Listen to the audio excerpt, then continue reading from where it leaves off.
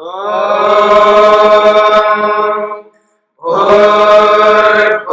स्वः तत्सवितुर्वरेण्यं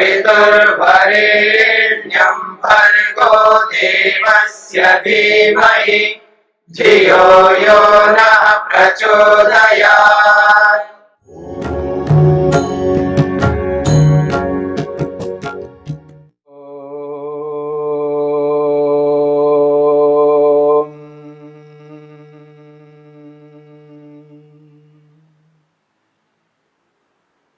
सति मूले तद विपाको जात्यायुर्भोगाः। साधन पाद के इस 13वें सूत्र को लेकर के हम विचार कर रहे हैं। यस्तु असौ एक भविकः कर्माशयः। यह जो एक जन्म को देने वाला कर्माशय है, अनेक कर्म मिलकर के जो एक जन्म को देने वाला कर्माशय है, वह कर्माशय 2 प्रकार का है। इस बात को लेकर के महर्षि वेदव्यास प्रस्तुत करते हैं। नियत विपाकश्च अनियत विपाकश्च। ये जो कर्माशय है, ये कर्माशय नियत विपाक वाला है, निश्चित फल वाला है। अनियत विपाकश्च अनिश्चित फल वाला है। और एक भविक कर्माशय जो है, ये अदृष्ट जन्म वेदनीय होता है।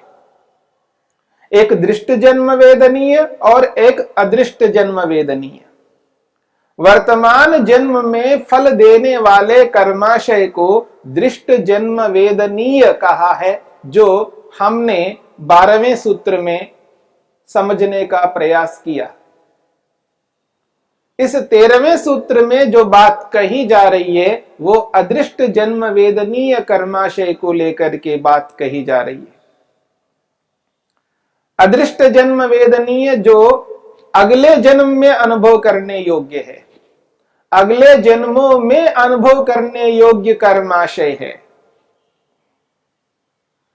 और वो अगले जन्मों में अनुभव करने योग्य जो कर्माशय है, वो 2 प्रकार का है। एक नियत विपाक और एक अनियत विपाक। निश्चित फल वाला, अनिश्चित फल वाला। जो नियत विपाक वाला कर्माशय है, वो प्रायण जन्म प्रायणांतरे कृतः पुण्यापुण्य कर्माशय प्रचयः। जो जन्म और मृत्यु के बीच में किए जाने वाले जितने भी कर्म हैं, उन कर्मों के आधार पर अगला जन्म निश्चित होता है। यह है नियत विपाक वाला कर्माशय।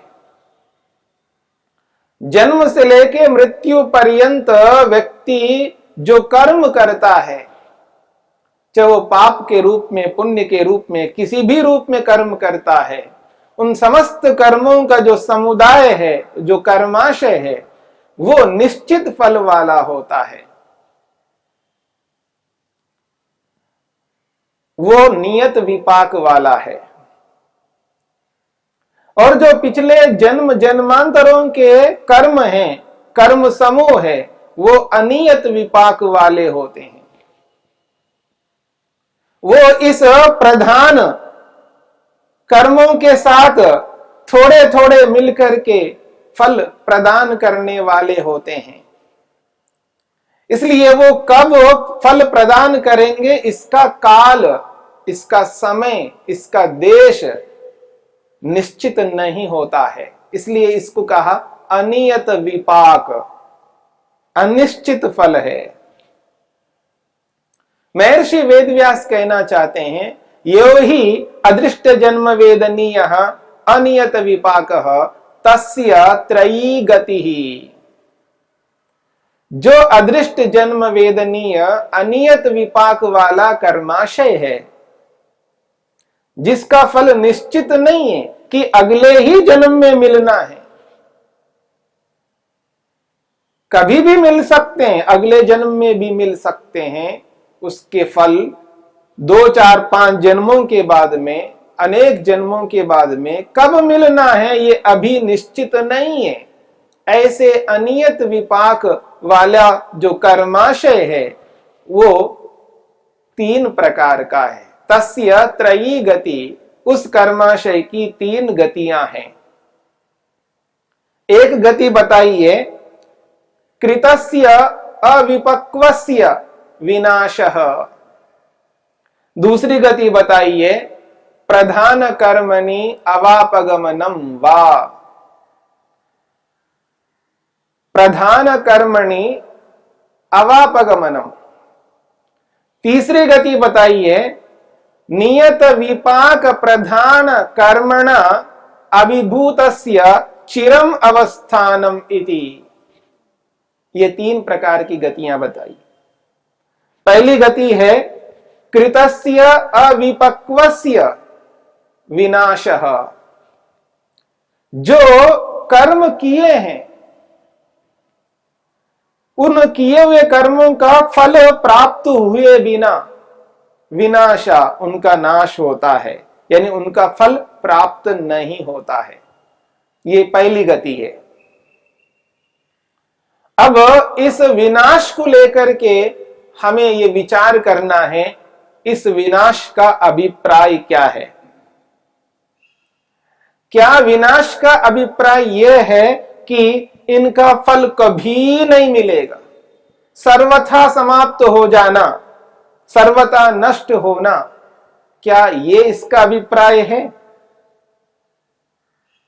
यदि यही अभिप्राय है तो इस बात को समझने का प्रयत्न करना कि यहां पर विनाश का अर्थ सर्वथा विनाश होना नहीं है। ये जो विनाश शब्द में धातु है, इस धातु का जो अर्थ है वो ये कहता है नश अदर्शने। नश अदर्शने, यहां अदर्शन को विनाश कहा है, यानी इसके फल अब दिखाई नहीं देंगे, इनका फल अब प्राप्त नहीं होने वाले हैं, इनका फल नहीं मिलेगा। कब तक पता नहीं, बहुत समय के बाद, बहुत समय तक उसकी जो अवधि है बहुत लंबी है। जो व्यक्ति मुक्ति में जाता है वो किस कारण से जाता है, इस बात को समझने का प्रयत्न करना। मुक्ति में वही व्यक्ति जाता है जिसने क्लेशों को समाप्त करता है, क्लेशों को नष्ट करता है। अविद्या, अस्मिता, राग, द्वेष और अभिनिवेश, इन 5 क्लेशों को जो व्यक्ति जले हुए भुने हुए चने के समान बना देता है, दग्ध बीज भाव की स्थिति को उत्पन्न कर लेता है। ऐसे व्यक्ति के जो कर्म होते हैं जिनका फल प्राप्त नहीं हुआ, वो फल प्रदान नहीं करेंगे। इसलिए महर्षि वेदव्यास ने स्पष्ट किया है, क्लेशाभावात् विपाकस्य अभावः। क्लेशों के अभाव होने से उनका विपाक नहीं होता है, उनका फल प्राप्त नहीं होता है। और यहां ये जो सूत्र है, सती मूले तद विपाको जात्यायुर्भोगः, सती मूले कहा, मूल के होने पर तद विपाक का, उनका विपाक, उनका फल प्राप्त होता है। और इससे अर्थापत्ति यह निकलती है कि यदि क्लेश नहीं है तो उन कर्मों का फल प्राप्त नहीं होता है। और फलों का प्राप्त न होना ये एक विशेष परिस्थिति के लिए है। फलों का प्राप्त ना होना एक विशेष परिस्थिति के लिए है। विशेष परिस्थिति यह है, जो व्यक्ति क्लेशों को समाप्त करके मुक्त हो जाता है, मुक्ति में चला जाता है, मोक्ष को प्राप्त करता है, उसके इन कर्मों का फल नहीं मिलेगा। यही विनाश का अभिप्राय है। और जो आत्मा मुक्ति में जाता है तो वह आत्मा लौट करके आएगा। जो जाता है वो आएगा, हाँ, आने की जो अवधि है वो बहुत लंबी है। यदि कोई यह समझता हो, ये मानता हो, यह स्वीकार करता हो, जो मुक्ति में गया है, जो मुक्त हो गया है, वो फिर लौट करके नहीं आएगा, ऐसी जिसकी मान्यता हो वो अनर्थकारी मान्यता है, वो अनिष्टकारी है। ऐसा कभी संभव नहीं होगा। यदि ऐसा होने लगेगा तो बहुत सारे सिद्धांत अनर्थ हो जाएंगे, क्योंकि जो व्यक्ति सीमित कर्म करता है उसका फल असीमित कभी नहीं मिल सकता। ये ईश्वर का न्याय है। ईश्वर न्यायकारी है, तो न्याय का अर्थ ही यही है कि जो व्यक्ति जितना करता है उसको उसी रूप में फल प्राप्त होता है। जितने कर्म किए हैं उतने कर्मों का ही फल मिलेगा, और कर्म किया है सीमित तो उसका असीम फल कभी नहीं मिल सकता। इसलिए मुक्ति से तो लौट करके आना ही है। इसलिए ऋषि स्वीकार करते हैं मुक्ति से लौट करके आत्मा आता है। हाँ, वो जैसे 2-4 जन्मों के बाद आता है ऐसा नहीं, या वो एक सृष्टि के बाद में आता है ऐसा नहीं, उसके लिए अनेक सृष्टि चाहिए। 36,000 बार सृष्टि और प्रलय जब होता है, उसकी जितनी अवधि है उतने काल तक वो मुक्ति में रहता है। एक सृष्टि का समय 4 अरब 32 करोड़ है। एक सृष्टि का काल 4 अरब 32 करोड़ है, और 4 अरब 32 करोड़ प्रलय का समय है। 4 अरब 32 करोड़ और 4 अरब 32 करोड़ इस प्रकार 8 अरब 64 करोड़ बनते हैं, और 8 अरब 64 करोड़ को 36,000 के साथ जब गुणा करते हैं, उस स्थिति में जो अवधि आती है, जो संख्या आ रही है, उतनी संख्या तक, उतने वर्षों तक व्यक्ति मुक्ति में रहता है। 31 नील 10 खरब 40 अरब वर्षों तक व्यक्ति मुक्ति में रहता है, मोक्ष में रहता है। ये अवधि बहुत लंबी है। इतनी अवधि तक उस व्यक्ति को किसी भी प्रकार का कोई दुख नहीं होता है, वो परम आनंदित रहता है, ईश्वरीय आनंद से युक्त रहता है। इसलिए ये जो कर्म हैं, इन कर्मों का फल नहीं मिलता है। इसलिए कहा है कृतस्य अविपक्वस्य विनाशः, किए हुए कर्म जिनका फल बिना मिले वो विनष्ट होते हैं, नाश को प्राप्त होते हैं, वो इस रूप में विनाश है, ना कि सर्वथा विनाश है। क्योंकि जब मुक्ति से लौट करके आएगा, जन्म मिलता है कर्मों के आधार पर, और ईश्वर न्यायकारी है, बिना कर्म के जन्म नहीं दे सकता। इसलिए वो मुक्ति में जाने से पहले उसने जो कर्म किए हैं, निष्काम कर्मों से पहले जो सकाम कर्म किए हैं, पाप और पुण्य, उन्हीं के आधार पर उसको मुक्ति से लौट करके आने पर उसको जन्म मिलता है।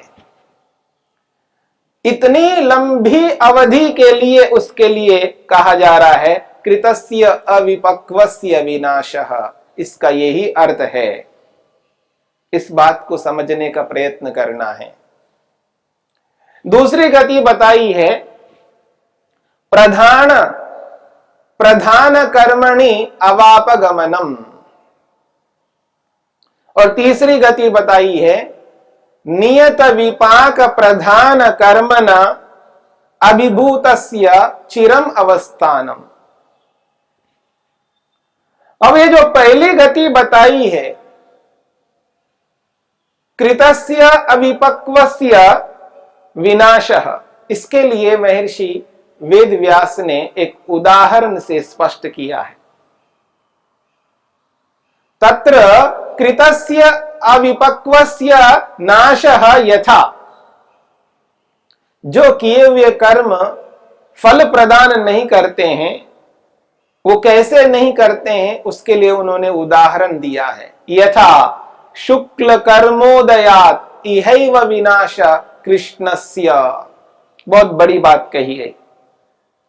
महर्षि वेदव्यास कह रहे हैं यथा शुक्ल कर्मो उदयात, शुक्ल कर्मोदयात इहैव विनाश कृष्णस्य, जब शुक्ल कर्म उदय हो जाते हैं तब कृष्ण कर्म यहीं समाप्त हो जाते हैं। शुक्ल, महर्षि पतंजलि ने, महर्षि वेदव्यास ने कर्मों के प्रकार बताए हैं। अभी तो हम साधन पाद को लेकर के विचार कर रहे हैं, जब कैवल्य पाद को लेकर के विचार करेंगे, यह दूसरा पाद है। चौथा पाद जो है कैवल्य पाद, कैवल्य पाद को लेकर के जब हम विचार करेंगे, वहां पर महर्षि पतंजलि ने 4 प्रकार के कर्म बताए हैं। एक का नाम है शुक्ल कर्म, एक का नाम है कृष्ण कर्म, और एक का नाम है अशुक्ल अकृष्ण, और एक का नाम है शुक्ल कृष्ण। 4 प्रकार के कर्म बताए हैं। शुक्ल कर्म का अर्थ है पुण्य कर्म, और कृष्ण कर्म का अर्थ है पाप कर्म। शुक्ल कर्म, कृष्ण कर्म, यदि इन दोनों को मिलाया जाए तो कृष्ण शुक्ल या शुक्ल कृष्ण, यानी पाप और पुण्य, ऐसा कर्म है जिस कर्म में पाप भी है थोड़ा और पुण्य भी है थोड़ा, उसको हम मिश्रित कर्म के नाम से भी कहते हैं। शुक्ल कर्म, कृष्ण कर्म दोनों उसमें रहते हैं। एक कर्म में 2 विभाग हैं, थोड़ा सा अंश पाप का है, थोड़ा सा अंश पुण्य का है, दोनों मिलकर के उसको शुक्ल कृष्ण कहा है, यानी मिश्रित कर्म। और चौथा कर्म है अशुक्ल अकृष्ण। शुक्ल कहते हैं पुण्य और अशुक्ल पुण्य नहीं है, और कृष्ण कहते हैं पाप को और अकृष्ण कहते हैं पाप नहीं है, न पुण्य है और न पाप है, इन दोनों से अलग है, उसको कहते हैं निष्काम कर्म। ये 4 प्रकार के कर्म हैं।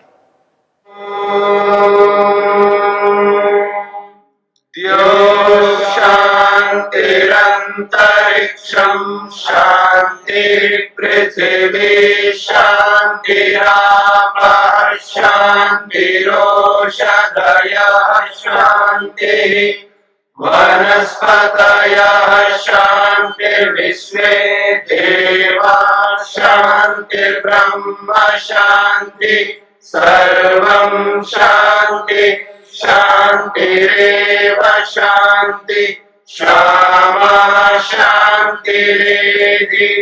ओम शांति शांति शांति।